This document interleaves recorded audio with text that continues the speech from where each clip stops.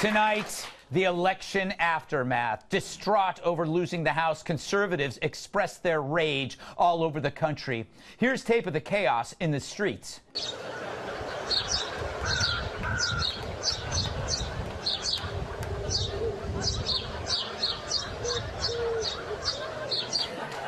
It didn't end there. Malls and shopping centers became targets of our wrath.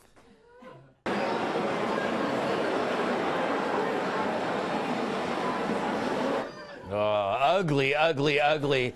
But we didn't stop there. We actually hit the streets and to talk to the traumatized. The Fox News Decision Desk can now project that Democrats will take control of the House of Representatives for the first time in 8 years, dealing a major setback to President Trump's legislative agenda. Yo, bro, ready to some up? Are you really that upset about the midterms? Oh, man, softball season's right around the corner. We got to hit the batting cages. Oh, all right. Democrats control the House. The reason we can make that call is the analysis data plus the raw total. Looking at the numbers. Shalu, did you hear about the midterms? Oh, no, but I just curled 50 in a row. Awesome job, bro. It is a very, very big deal. I think of Nancy Pelosi. I want to die! My hair like black or brown maybe, something new for the fall. Giving fresh hope to liberals who want to investigate, possibly even impeach. We lost the House. No, we didn't. It's right there in Miss Piggy's dressing room. You're right. Muppet Monopoly is the best.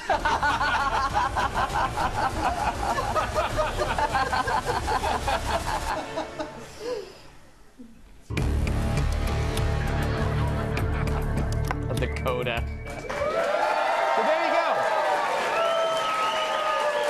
So, as you can see, we didn't hit the streets. In fact, we didn't hit anything. What a comparison to 2016. 2 years ago, when the Republicans held the House, there was this.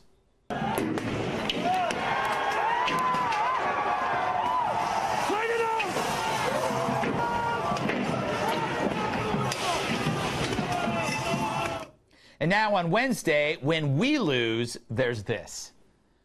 So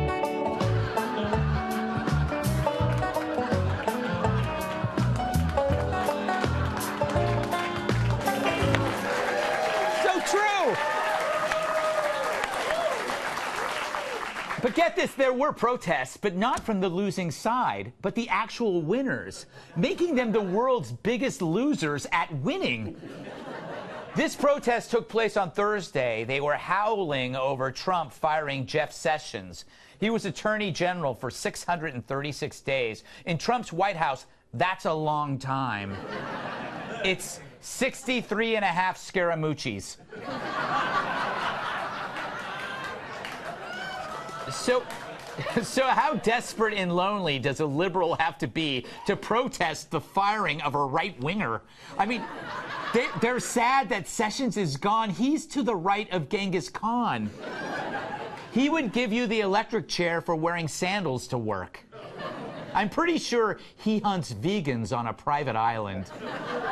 Nude vegans. So if that's, I don't know why I added that. So if that's what leftists do when they win, what would they have done if they lost? Oh. Yeah. I really feel bad for Cher.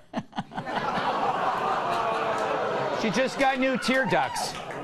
So, it really is a lesson about losing and winning. And it's lost on life's true losers, the left. They can't stand to win. That would mean they couldn't whine. Here's the chairman of the Democratic Party being told he's won the House, but not the Senate. What is it?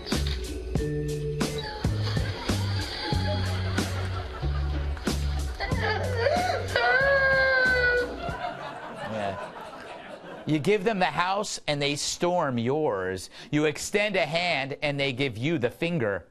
But for us, it's just another day. We actually have lives. You know, when I first heard that the Dems won, it hurt. I had no choice but to do this.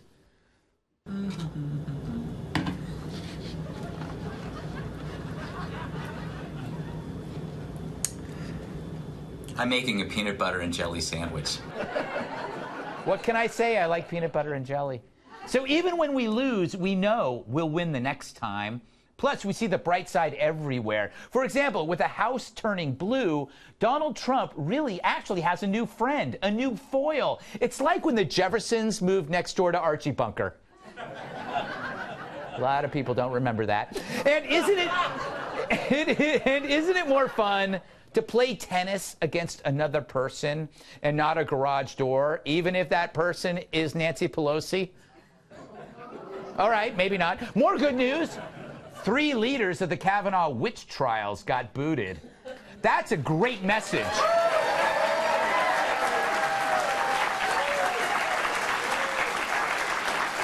The message: put fairness behind self-righteousness, suspend due process, and you're out on your cowardly ass.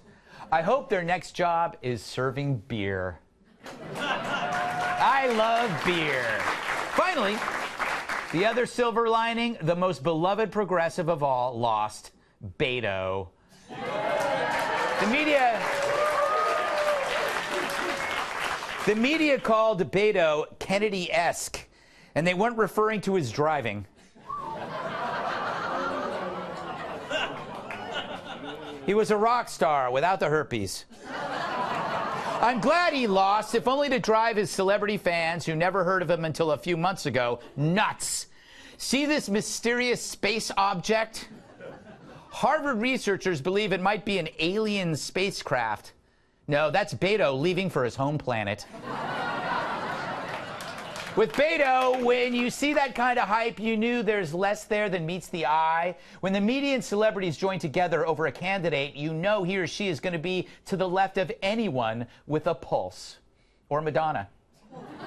Compare that to... Well, I insult Madonna and your...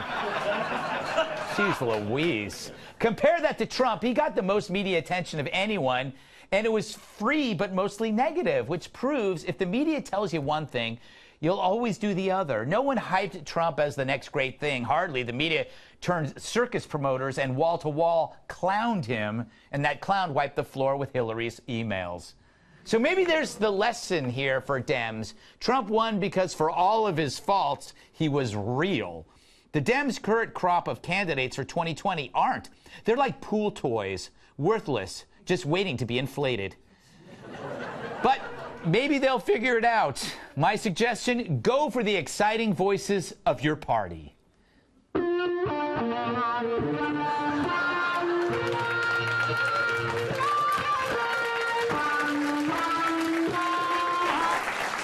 Or maybe this.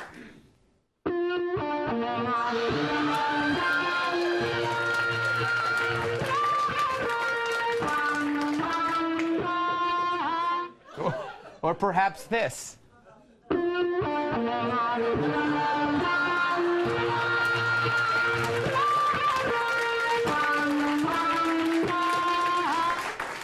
Hamster as VP, why not? We almost had Tim Kaine.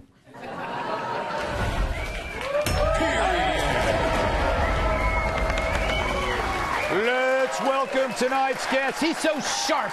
He is so sharp, he can poke holes in water. That's TV writer and producer Rob Long.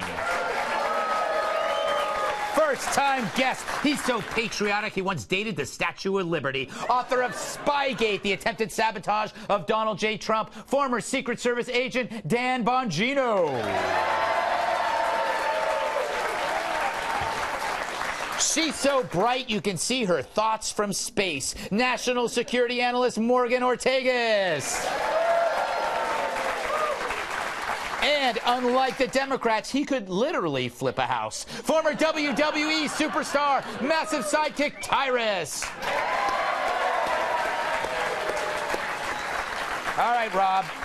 Give me your take on this week on the outcome. You know, the outcome is kind of what was amazing was what we expected. The red states were voted red, and the Democrats turned the House. But look, Clinton, Bush, Obama, and now Trump, they've all had this happen. This is not, everybody acts like this big freaky thing, but it's actually the way American politics has been for 30 years. Yes, exactly. It's like, oh, this is a historic night. And then they cut to Nancy Pelosi. Like, we've seen her already. Like, nothing's new here. We're like, I've seen this movie, and I kind of also know how this movie ends. Yes. It kind of in tears. It does, it does. And Nancy Pelosi, she's like Bobby Ewing. You know, all of a sudden she's in the shower. It was just a dream. She's back. Yeah, right. Who's Bobby Ewing? Right. Oh, stop it. Bobby Ewing's from Dallas. I can't make references anymore. All right, listen, I watched Nick at Night. I get it. Bobby was the more attractive of the Ewing brothers, right? Yeah? Yes, the younger one who died, and then they brought it back. We're getting off track here, Dan. Welcome to the show. Yeah, man. Dan, Democrats, are they the worst losers and the worst winners in history? Yeah, it was really horrible about this. I mean, listen, the split decision, everything was great for like talking heads like me. Great for business. It was awesome. But the reality is it was horrible for America because there's no clear front runner for 2020 that emerged. So we're going to have to deal with this nonsense. And the fact that nobody kicked the other party's ass in this thing is the fact that now everybody on both sides has to make the case. So for the next 2 years, it's going to be like, no, we won because we won the Senate and the governorships, and then we won. It's like you'd almost like a definitive outcome just to shut up for a little while. Right. But it's great for business guys. Yeah, no, you're right. In fact, ambiguity is awesome because we can sit here and scream about it forever. Morgan, what did you make of it? I'm just really happy that Florida screwed up again. I mean, like, where would we be if we weren't dealing with another Florida Florida is like recount? your crazy cousin that shows up at Thanksgiving and decides to ride the lawnmower into the lake. Right. But it's only I rode a three-wheeler into. I'm from Florida, and I rode a three-wheeler into the lake once as a kid. So, like, maybe this all makes sense. Yes, it does. It does. So you understand. You're like, totally. you know what you are? You're the Florida whisperer. I don't even know what that means, but it sounds right, Tyrus. It's only those counties, though. The rest of the state does fine. What is with No, it's just 2 counties. Yeah. Tyrus, thoughts? Everybody got what they wanted. Yeah. And everyone's still upset. Yeah. So we're just a bunch of spoiled kids, you know? What did you make of the midterm outcome? I just said that. Everybody got what they wanted, and they still complain. Yes. Right. Yes. So I can't deal with you. They are like kids they're like kids that got exactly what they wanted for Christmas, but in the wrong color. Yeah, but also notice that the Democrats were mad that Trump seemed to be celebrating. Yes. So they were mad that he was happy. Like, you're not supposed to be happy. It's really great, you know, there's a great, Freudian analyst, Dr. Banderson would say, this is exactly what the problem with happiness is. You can't be happy if someone else is happy. Yeah. Like, why can't they just all celebrate? But it's great mind games. It's amazing. Like, he comes out, good job, guys. Yeah. They're like, no, you're supposed to cry. Exactly. Like, he Darth Vadered him. Like, Luke got away, and he just walked back. And then he did a history of how great it was compared to previous elections, which is he had that already planned.